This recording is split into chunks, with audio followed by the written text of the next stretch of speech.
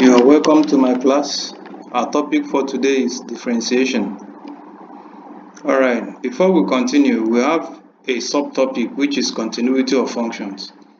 We say that a function f is said to be continuous at a point A if the following conditions hold. A. If f of A is defined. B. If the limit of f of x exists. And C. If the limit of f of x is equal to f of A. So if these three conditions is met, you say that a function is continuous. Now let's look at some examples here. To verify whether or not each of the functions is continuous at the specified point. For A, we have f of x equal to x squared plus 6s. The question is, you should verify whether at x equal to minus 2, whether f of x is continuous. The same thing goes for g of x and h of x. Now, solution. We verify the conditions for continuity. Don't forget there are three conditions. That is, f at the point minus 2. What are you going to have? We say that f at the point of minus 2 is actually minus 8. So it's defined. Assuming we have infinity here, you say it's not defined. But in this case, it is defined. Then what is the limit at x equal to minus 2? You will the same minus 8. Okay, so we are all good with that. And what is the limit also? And you now check whether f of x is the same thing as f of minus 2. You can see that both of them are minus 8, minus 8. Therefore, we say that the function f of x is continuous at minus 2. Now, for B, similar thing goes. At x equal to 0, we have 1 over 0, which is undefined.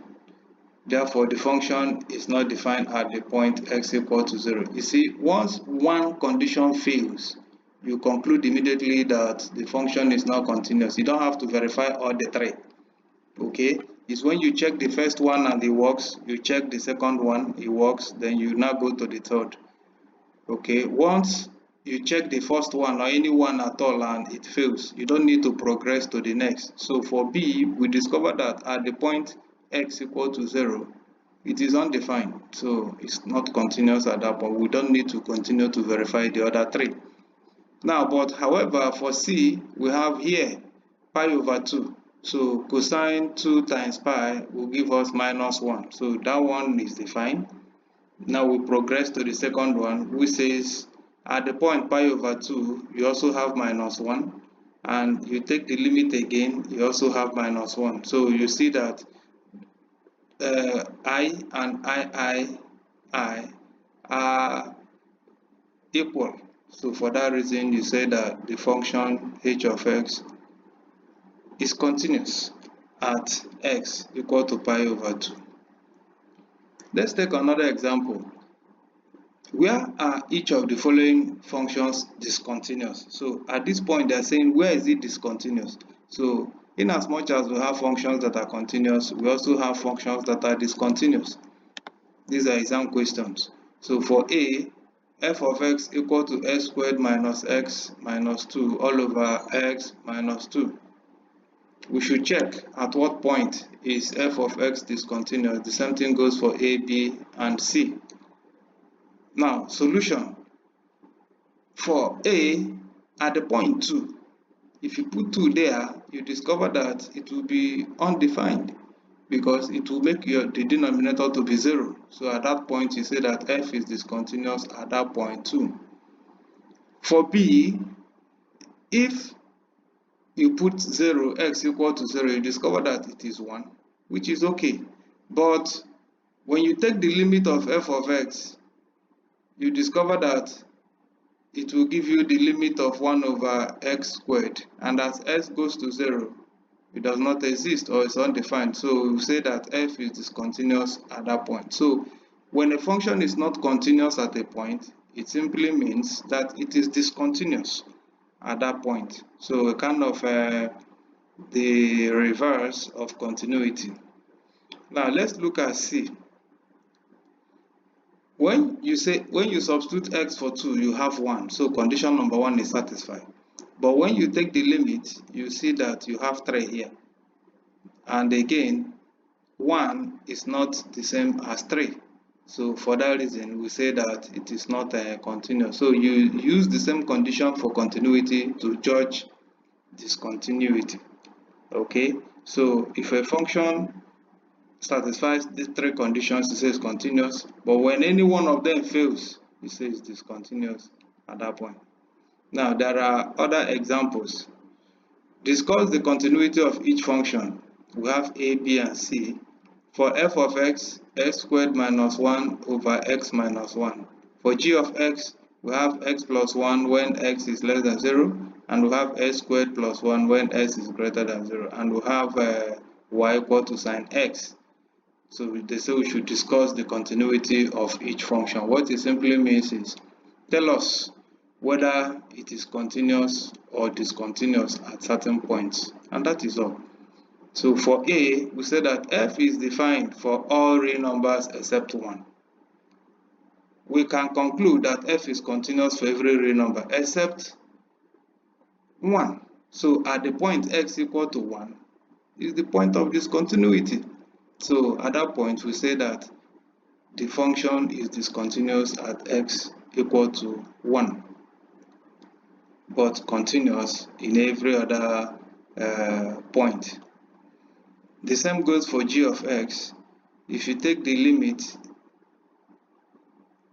as s of g as s goes to 0, you discover that everything will be equal to 1. So at this point, you say g is continuous everywhere on the real line, because it satisfies the 3 conditions of continuity.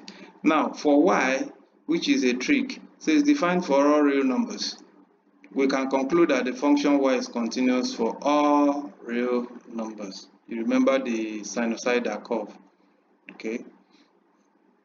Now, our next topic is differentiation, but this one is differentiation by the first principle, okay? So, differentiation actually simply means gradient.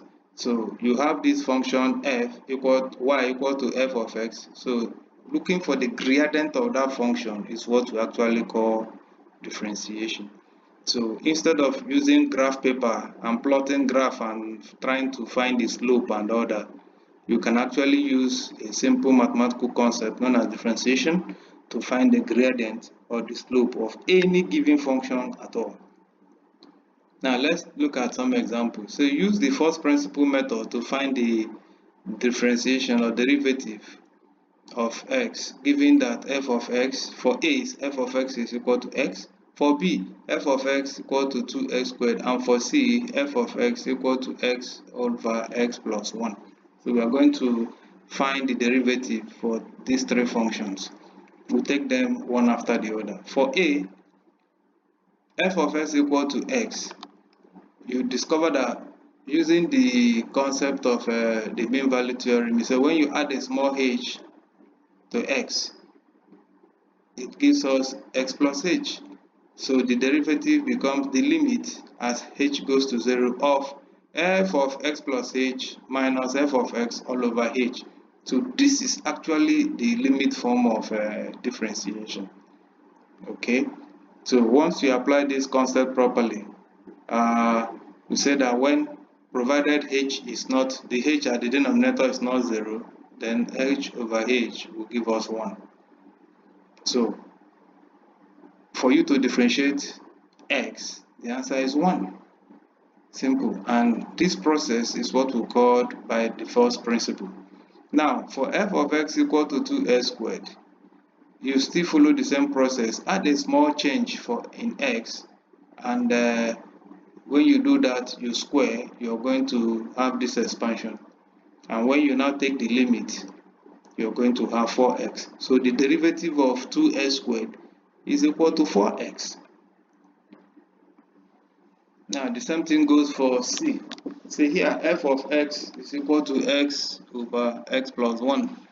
You add a small change called h to x. You discover that it will reflect both in the numerator and the denominator. So anywhere I see x, I replace it with x plus h. Then I take the limit as h goes to 0. And when I carefully do the expansion, take the LCM, collect like terms, you're going to have all this. And when you continue, you're going to have 1 over x plus 1 all squared. So that's the derivative. But the step-by-step way of doing it is what you're seeing here. Now, we still have other examples.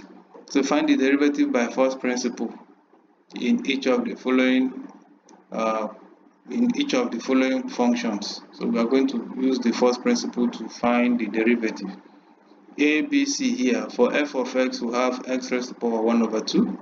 We also have x raised to the power n, and we also have x raised to the power minus 1 over 2. So how are you going to do this? One by one. So for A, this is how to do it. X raised to the power 1 over 2 is the same thing as square root of x. I hope you know that. Then x raised to the power 1 over 3 will be cube root of x, just like that. So adding a small change called h to x will give us the square root of x plus h. And when you now take the limit, you now have this, and you continue with the LCM, continue with the collecting of like terms and all that, and at the end of the day, you're going to have 1 over 2 times x raised to the power 1 over 2 minus 1 over 2. And the next is f of x equal to x raised to the power n. You do the same thing, just add a little change called h to x, and everything will now become x plus h raised to the power n. You use binomial to do the expansion. You have this, then you take the limit function of this. This particular limit function or concept later on will become what is called the mean value theorem. Okay, so when you use this, carefully do your expansion, collect your like terms, you are going to have that differentiating x raised to the power n will give us n x raised to the power n minus 1. So for C, we have f of x equal to x raised to the power minus 1 over 2. And x raised to the power minus 1 over 2 is the same thing as 1 over square root of x. And when you do add a small change to it, anywhere you see x, you replace it with x plus h. It will eventually become 1 over square root of x plus h. And the derivative is the limit of f of x plus h minus f of x. So you do your substitution properly, collect your like terms. These ones that have a square root at the denominator, you take a sword. You remember your sword now, and you follow it up, simplify, and you continue. Then at the end, your answer is going to be minus 1 over 2 x raised to the power minus 3 over 2. Okay, thank you for listening.